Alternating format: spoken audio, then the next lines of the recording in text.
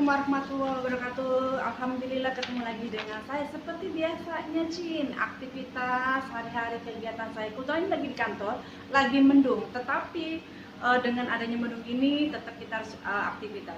Sekarang saya akan membahas terkait keputusan Menkumham nomor 19 PK 0104 tahun 2020 tentang pengeluaran dan pembebasan narapidana dan anak melalui asimilasi dan integrasi dalam rangka pencegahan dan penanggulangan penyebaran COVID-19. Praktisi hukum, ada beberapa pertanyaan yang atau sekedar untuk memberikan masukan juga bagi pemerintah khususnya. Ada beberapa poin yang mengandung di dalamnya terkait asimilasi yang dibatasi. Maksudnya asimilasi itu hanya dibatasi di rumah, dan integrasi ini yang dia bisa interaksi atau berbau dengan masyarakat. Yang menjadi poin saya terhadap asimilasi narapidana yang dibatasi di rumah ini seperti apa? Apakah petugas lapas siap untuk mengontrol dan mengawasi narapidana? Karena apakah mungkin narapidana itu akan memberikan report kepada petugas lapas?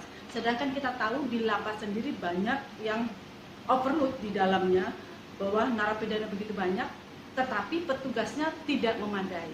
Nah, ini juga tentunya kami sebagai praktisi hukum agak sedikit membuat kami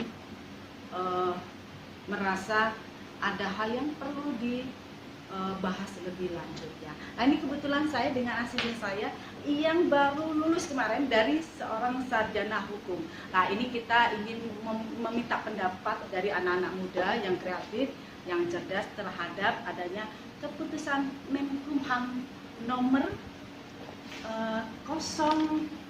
19 ya.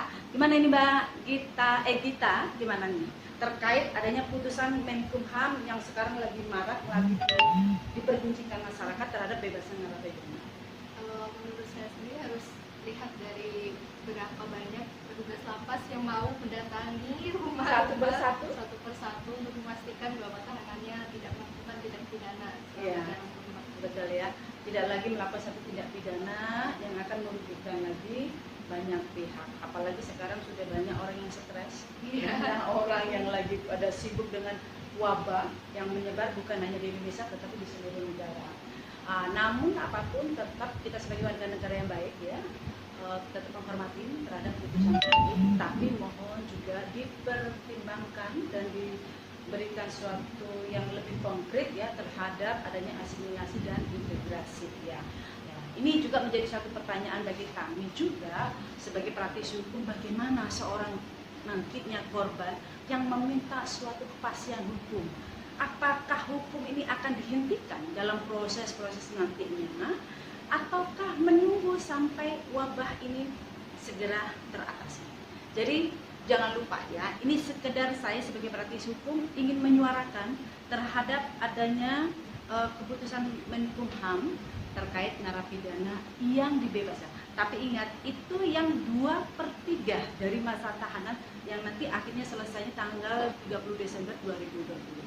Ya, jadi ikutin terus ya kegiatan saya dari kantor hukum advokat Tuti Rahayula Remba Esa 4. Thank you.